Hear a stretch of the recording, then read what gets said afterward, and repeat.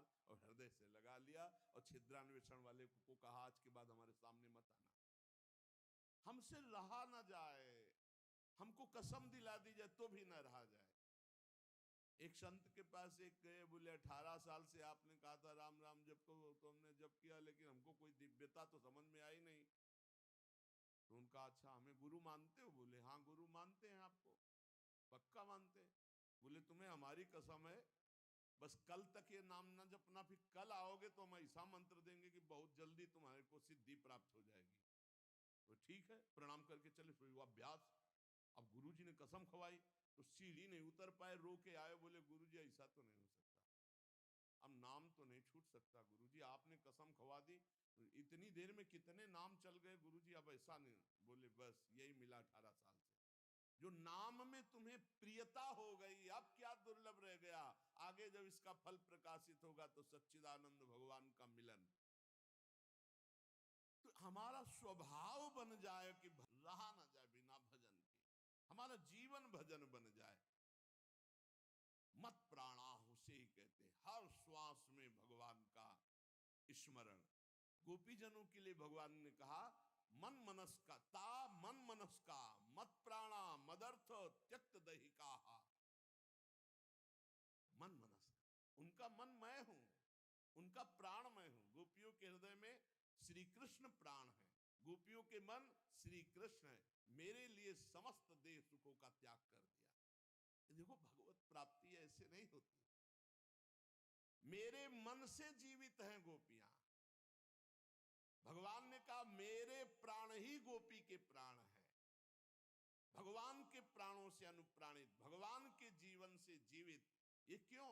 भगवत स्मरण, हर श्वास तो भगवान को प्राण समर्पित, हर वृत्ति तो चित्त और मन समर्पित, पूरा निश्चय भगवान मेरे तो बुद्धि समर्पित, और अहम भगवान के दासत्व में समर्पित।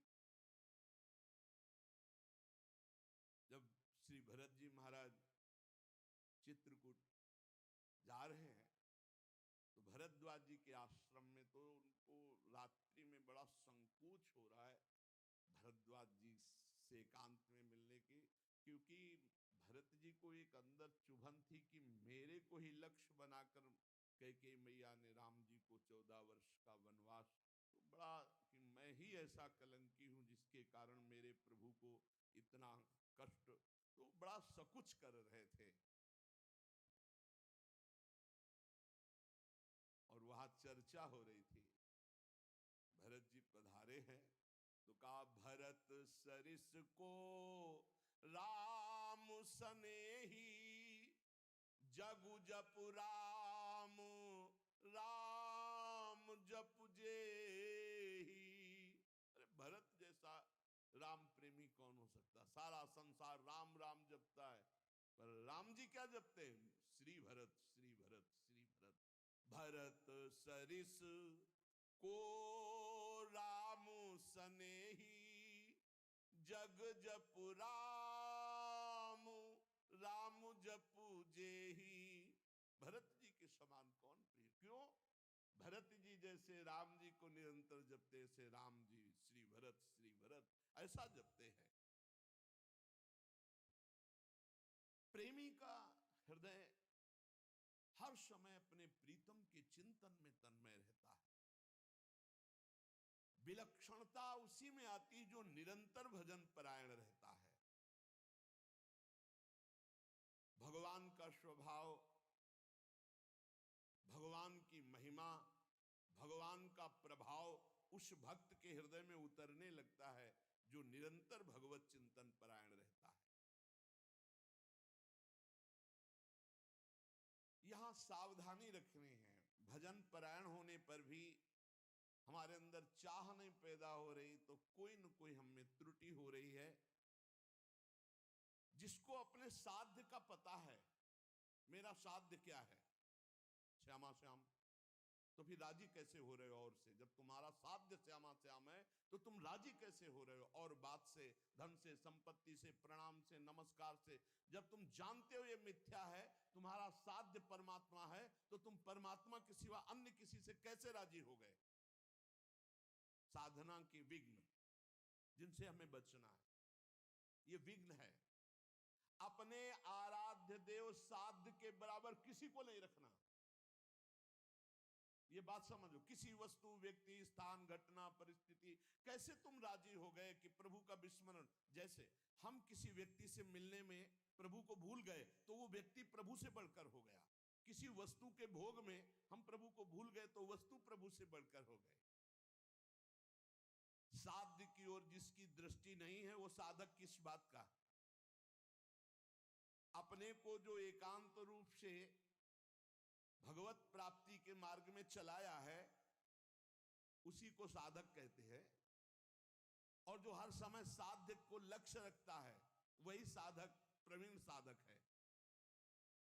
अपने कार्य में, अपनी साधना में, अपने मार्ग में दूसरे की तरफ ताको झाको मत, चुपचाप चलते रहो। साधक को हमेशा ध्यान रखना चाहिए, हमें कभी लक्ष्य को भूलना नहीं है। हमारा लक्ष्य क्या है?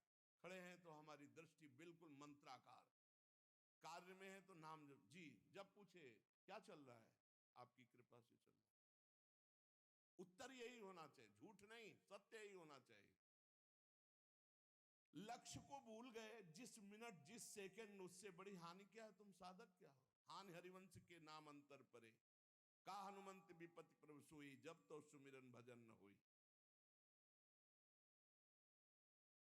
हरि बाबा ने एक दृष्टांत में बताया कि एक सिद्ध फकीर एक संत की झोपड़ी पर गए तो वहां गड्ढा बना हुआ था सामने और घुटनों का भी। उनका शिष्य और संत जन थे तो उनका ये क्या है? बोले हमारे गुरुजी यहाँ दंडवत करते हैं। कहा ऐसे चिकने चट्टान में भी गड्ढा बन गया, इतनी दंडवतें करते हैं? बहुत गदगद कंठ हुए। आप बहुत दिव्य संत हैं जो इतनी दंडवतें रोज प्रभु को करते हैं। तो आकाशवाणी हुई कि इनकी दंडवतों से मैं खुशी नहीं हूं। वो सिद्ध फकीर जो थे, संत, वो रोने लगे। इतने में वो महात्मा आ गए। अरे देखा क्वेश्चन तो प्रणाम किया, उनका दंडवती करना स्वभाव था, प्रणाम। वो रो रहे थे, उनकी तरफ बड़ी दुखद दृष्टि से देख रहे थे। तो उनका प्रभु आप रो क्यों रहे हैं? तो उनका तुम्हारे लिए रो रहा हूं। हमारे लिए क्या परेशानी है? हमको क्या परेशानी? बोले आप इतनी मेहनत करते हैं, इतनी दंडवत करते हैं और आकाशवाणी हुई है कि प्रभु आपकी दंडवतों से, नमन से खुश नहीं है। वो नाच पड़े। बोले सच्ची? बोले हाँ। बोले प्रभु ये तो बड़ी खुशी की बात है कि मैं दंडवती करता हूं, प्रभु को ही पता है, प्रभु देख रहे हैं कि मैं उनको दंडवती करता, इसमें रोने की क्या बात है? ये तो बहुत खुशी की बात है। वो खुश है कि नहीं खुश, इसका परिणाम मिलेगा कि नहीं। सबसे खास बात है कि हर दंडवत वो हमारी देख रहे हैं, हर दंडवत। बड़ा आनंद से प्रफुल्लित होकर अब वो रोने लगे, आनंद अश्रु, इस बात से कि प्रभु मेरी हर दंडवत को देख रहे हैं, स्वीकार करें ना करें लेकिन मेरी दंडवत को देख रहे हैं, मेरी साधना को देख रहे हैं। थोड़ी देर में यह आकाशवाणी फिर हुई, ऐ संत मैं तुम पर बहुत प्रसन्न हुआ, तुम जो चाहो मांग सकते हो। तो जो सिद्ध महापुरुष आए हुए थे उन्होंने कहा अभी तो आपने आकाशवाणी की थी कि इनकी बंदगी, इनकी दंडवत से आप प्रसन्न नहीं, अभी आप कहते हैं मैं बहुत प्रसन्न हूं, तो इतनी देर में कौन सी साधना हो गई? बोले इतनी देर में जो इनका अपनापन मेरे लिए है, उमंग है, वो इनकी जो जागृत हुई, उसी उमंग और अपनेपन से मैं बहुत प्रसन्न हो गया और इनकी साधना पूर्ण हुई। एक क्षण लगता है। हमको ये नहीं देखना कि इसका परिणाम क्या होगा, हमको अपनी दिनचर्या, अपनी नियमावली करना, इसी से भगवान भी कह दे मैं प्रसन्न नहीं, तो ये बात तो है कि आप देख रहे हो ना, बस इतनी बात बहुत है, आप देख रहे हो बस। शनै शनै रूपर में बुद्धिया धृति गृहीतया आत्मसंस्तम मनः कृत्वा न किंचित चिंतयेत। धीरे धीरे ऐसा अभ्यास बनाओ, सब जगह से मन को बार बार हटाकर नाम में लगाओ और कुछ चिंतन न हो, अपने प्रभु का भजन।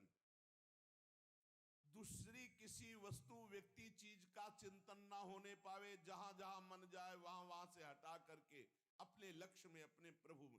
साधक धैर्यवान होना चाहिए, विश्वासी होना चाहिए, विचलित नहीं हो जाना चाहिए कि अरे बहुत प्रयास किया मन नहीं लगा। नहीं, हम प्रयास करते रहेंगे। जब हम रात्रि में टहलते हैं तो एक राधा राधा राधा राधा राधा राधा राधा राधा राधा राधा राधा राधा ये ऐसे आवाज आती है। वो कोई साधक बहुत अच्छा लगता है कि मानो पौने 2 बजे नींद आ जाए, खड़े हुए बालकनी में नाम राधा राधा राधा राधा राधा राधा राधा राधा। अरे यहाँ मेहनत करनी, मेहनत करके प्रयत्न करके हमको अपना मन भगवदाकार बनाना, चिंतन परायण बनाना। बहुत अच्छा लगता है जब साधक कोई साधना में प्रवृत्त होता है। थोड़ा जाग, अपने स्वरूप पे जाग, इन सबको झटका मार।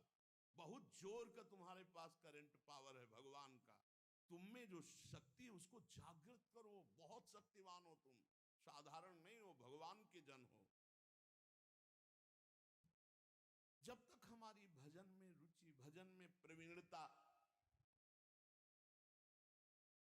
हम भगवान को अपना जीवन दे दें, ये जीवन केवल भगवान की प्राप्ति के लिए है, तो भगवान हमको वैसे संग करवा देंगे, वैसे ही भजन मिला। एक चीज तो समझ लो, साधक वही जो जिद्दी स्वभाव का, ये बात समझ लो। साधक वही जो जिद्दी, भजन में जिद करके लगना पड़ता है। जैसे भजन में पूर्व में था कि बैठे थोड़ी देर भजन हुआ, फिर नींद आने खड़े हो गए और टहल रहे हैं, बाहर निकल करके टहल। हमें नींद में समय बर्बाद नहीं करना। एक नियत समय तुम्हें दे दिया देह को सोने का, 5 घंटे 4 घंटे 3 घंटे, जितना अभ्यास में ले पाए। इसके बाद अब नहीं कि तुम झटका मारो। हर प्रयास किए, ठंडा पानी बिल्कुल ठंडा रख लिया है, सर्दी में कंबल ओढ़ा नहीं, पूरा अब ठंडी में कांप, अब नींद आवे, लड़ा जाता है। बहुत आनंद का विषय है जिस मार्ग में आप चल रहे हैं। अपने आप को भगवान के चरणों में समर्पित करके निरंतर भजन का अभ्यास, तो तेषाम हम समुद्धरता मृत्यु संसार सागरात भवामि न चिरात पार्थ मैयावेशित चेतसाम। इस शब्द पर ध्यान करो, मैयावेशित चेतसम, मेरे में आवेश चित्त वाला। भजन का आवेश हर समय बना हुआ है, भजन का आवेश और कोई चाह नहीं।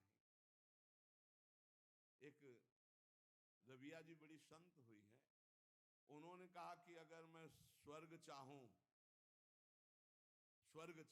तो मुझे जरूर नरक भेज देना, अगर नरक से बचना चाहूं तो और भयानक कष्ट देना प्रभु, पर यदि आपको चाहूं तो छुपना मत। अगर आपसे और कुछ चाहूं, सुख चाहूं तो दुख दे देना, स्वर्ग चाहूं तो नरक दे देना, अगर हमारी नरक ना जाने की इच्छा हो तो और भयानक कष्ट दे देना। लेकिन यदि मैं भजन चाहूं और आपको चाहूं तो इसमें धोखा मत कर देना। मैं आपको चाहती हूं, आप हमारे हृदय की बात जानने वाले। साधक जब इस मार्ग में चलता है तो उसको प्रलोभन और भय, ये दो चीजें माया भेजती है, ध्यान रखना। साधक इस मार्ग में जब चलता है तो प्रलोभन और भय, कोई भी हो। पार्वती जी तपस्या कर रहे हैं भगवान शंकर के लिए, भगवान शंकर से प्रेरित होकर सप्त ऋषि आए। अब महादेवी ध्यानस्थ थी, जब ध्यान खुला तब प्रणाम किया और कहा देवी आप तपस्या में संलग्न है, बहुत कठोर तप कर रहे, बहुत कठोर तप। सूखे पत्ता एक ऐसे बिल्व पत्र पा लिया, बस अपर्णा नाम पड़ा माता जी का, बहुत कठोर तप। किसके लिए कर रहे? तो उनका भगवान शंकर को पति बनाने के लिए। हंस पड़े सब। हंस पड़ना होता है मानो उपहास करना किसी बात, भगवान शंकर को पति। अरे बरगद के पेड़ के नीचे रहते हैं महाराज, चिता की भस्म लगाते हैं, बागंबर धारण करते हैं, कोई इतनी बड़ी तपस्या। देखो हम वैकुंठनाथ भगवान श्री हरि से आपका ब्याह करा दें। पार्वती कोटि जन्म लग रगर हमारी, बरौ शंभुनता। साधक प्रलोभन नहीं, प्रलोभन नहीं। प्रलोभन क्या हुआ? वैकुंठनाद। प्रलोभन नहीं, भय, भय दिखाया। जब ध्रुव जी महाराज चले तो नारद जी आ गए, भय दिखा। अरे वहां प्रहलाद जी, नारद जी, बड़े बड़े महाभागवत, इनके जीवन में देखो प्रलोभन भय किस किस कोटि के आए, लेकिन अपनी निष्ठा छोड़ी। दुलार करता हुआ हिरण्यकश्यप कहते छोड़ दो इस हरि की बात और जो तू चाहे प्राप्त कर ले। और भय तो कितना भयानक दिया। साधक जब इस मार्ग में भजन की जिद पकड़ लेता है, तब उसके हृदय में पूर्व में जो भोग इच्छा रही है, बहुत ध्यान से सुनना, वो फ्री भोगने को एकांत में मिलने का संयोग माया बना देगी। प्रलोभन, पूर्व में कोई भी भोग इच्छा रही है, सबसे पहले भजन की तन्मयता में वो भेजी जाएगी, भोगो इसे, फ्री, कोई विघ्न नहीं। आपको लगा हाँ हाँ ये तो मैं चाह ही रहा था, मारे जाओगे। आपका भजन लुट जाएगा, वो वृत्ति लुट जाएगी। भोगेश्वर प्रसक्ता नाम तया प्रहृति चेतसाम व्यवसायत्मिका बुद्धि समाधो न विधीयते। आपका थोड़ा सा अच्छा भजन होने लगेगा तो आपके पास भेजे जाने लगेंगे लोग। ध्यान से सुनिए, बड़े भजनानंदी, लियो सेव, अंगूर, ये ले वो ले, ये रुपया की गड्डी, कभी कोई जरूरत हो फोन नंबर ले, ये ले फोन हो, उसमें ये भगवान की माया आपके भजन की एकांतिक वृत्ति को छीनने के लिए व्यवस्था भेज रही है। ये तुम्हारे भजन का फल नहीं है, भजन का विघ्न है। बहुत से भक्त बनने लगेंगे, आपका पूजन करने लगेंगे। बहुत खतरनाक खेल है, बहुत समझ के। पूजा अच्छी लगने लगी, फल फूल अच्छे लगने लगे, रुपया पैसा अच्छा लगने लगा, फोन नंबर अच्छा। अरे भाई, जिनके पास फोन है अब उनको दूसरे की जरूरत क्या है? असंगोहम पुरुषा, अकेले रहकर पूरे विश्व का सब भ्रमण करो, उसी में सब चीज है। इतने इतने बच्चे हैं, सब ज्ञान है उनको, पूरा विश्व का ज्ञान है, मोबाइल भगवान की कृपा से। अगणित रूपों में आपके पास भजन का विघ्न भेजा जाने लगेगा जब आपका भजन सही होने लगेगा। कुछ तो बड़ाई करने वाले भेजे जाएंगे, मोचूपड़ी बोलने वाले। बचना चाहिए इसों से, जलन पैदा होनी चाहिए। जब माया ये जान लेती है कि भगवान बनना चाहता है, तो वो मायापति तो सिर्फ भगवान ही है, वो ऐसे प्रश्न फेंक देती है कि वो अपने आप चिल्लाने लगता है कि मेरे जैसा अधम कोई नहीं है। बड़ाई सुनकर अच्छी लगने लगे, साधन मार्ग के पथिक को बच के। साधन की सिद्धावस्था है, सबके चरणों में वंदना करो, सब इष्ट रूप है, हम सबके दास हैं। सो अनन्य गति जाके असमति न टरे हनुमंत, मैं सेवक सचराचर रूप स्वामी भगवंत। कहीं धोखे में मत आ जाना।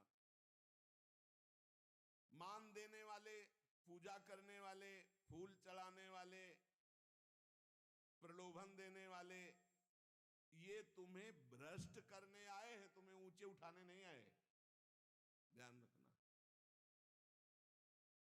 जो बड़ी बड़ी बातें आपके सामने प्रशंसा की करें, आप सुनो तो जान लेना ये भ्रष्ट करने के लिए माया ने भेजा है। ये माया का पार्षद है। मुझे राधा राधा राधा राधा, सावधान, हे हरि बचाओ, हे प्रियाजू बचाओ। अगर इनसे बच गया तो आगे सिद्धियां आती है। सिद्धियां किनको आती हैं? जो इन सब से बच गया। अगर सिद्धियों से बच गया तो बड़े बड़े देवता हाथ जोड़कर खड़े हो जाते हैं और कहते हैं आपको जो सुख चाहिए, आप देवलोक चलो, अभी आपको भ्रमण कराते हैं, आप जो सुख चाहिए। जब मृत्यु लोक चाहो, मृत्यु लोक में कोई जान नहीं पाएगा। जब चाहो देवलोक, जब चाहो जिस लोक का भोग, क्योंकि भगवान को प्राप्त करना चाहना, भजन करना, भगवान को प्राप्त करना चाहना, तो उसकी चाह को बदलते हैं। देवता लोग हाथ जोड़कर खड़े हो जाते हैं। बड़े बड़े देवता लोकपाल उसके सामने आने लगते हैं। आप वरुण लोक चलो, आप इंद्र लोक चलो, आप वायु लोक चलो। साधक भय और प्रलोभन आखिर आखिरी तक, जब तक भगवान के दर्शन न हो जाए, कुछ स्वीकार न करे। इनसे बचा रहेगा तो भजन सफल हो जाएगा। एक निष्ठ साधक ही जीत सकता है इन प्रलोभन और भय से। अपने गुरुदेव को आदर्श मानकर बस उनकी आज्ञा पर छुप करके अपने आप को छुपाकर भजन करके भगवत साक्षात्कार कर ली। फिर भगवान जब करवाना चाहते हैं जगत मंगल, फिर वो सारी जिम्मेवारी उनकी होती है। हमारा मार्ग कैसा है ये हमें केवल गुरुदेव से देखना है और किसी व्यक्ति से सलाह नहीं लेनी। फिर हमें कोई बुरा कहता रहे तो हमें कोई परेशानी नहीं, क्योंकि हम गुरुदेव से मिलकर चल रहे हैं। बस साधक मार्ग पर चलने वाला है, अभी सिद्ध तो हुआ नहीं, इसलिए उसे कभी भूलकर कोई दूसरा भरोसा नहीं कर लेना है। भरोसो जाहि दूसरों सो करो। अगर किसी का भरोसा कर लिया तुम्हारा मार्ग रुक जाएगा। भरोसो जाहि दूसरों सो करो। मोहि तो सावन के अंधे जो सूझत रंग हरो ही हरो। हमारी महारानी, हमारी लाडली जो जैसे रखे वैसे हम महानता आनंद का अनुभव करेंगे। दूसरे से नहीं, बने तो रघुबर ते बने, बिगड़े तो भरपूर। तुलसी और अंते बने ता बनवे पे धूल। अनन्यता, निष्ठा, इष्ट प्रियता। जिसने संसार में किसी और का भरोसा कर लिया, बस बहुत बहुत बदल जाता है। हाँ, बहुत बदल जाता है। साधन को बदलते देर नहीं लगती। जहां साधक चूक कर देगा तो साधना बदल जाएगी। साधना होने लगेगी मान की, प्रतिष्ठा की, भोगों की। आप सच्चे गुरु, सच्चे आचार्य के बन करके चलो तो आगे ही आगे मार्ग आपको प्रकाशित करते चले जाएंगे। गुरुदेव पूछने की जरूरत नहीं, आगे का मार्ग खुद दिखाई देने लगता है। सच्चे साधक को मार्ग पूछना नहीं पड़ता, ये अध्यात्म में अपने आप आगे प्रकाशित होने लगता है। सफलता आपके चरण चूमेगी यदि सावधान रहे तो।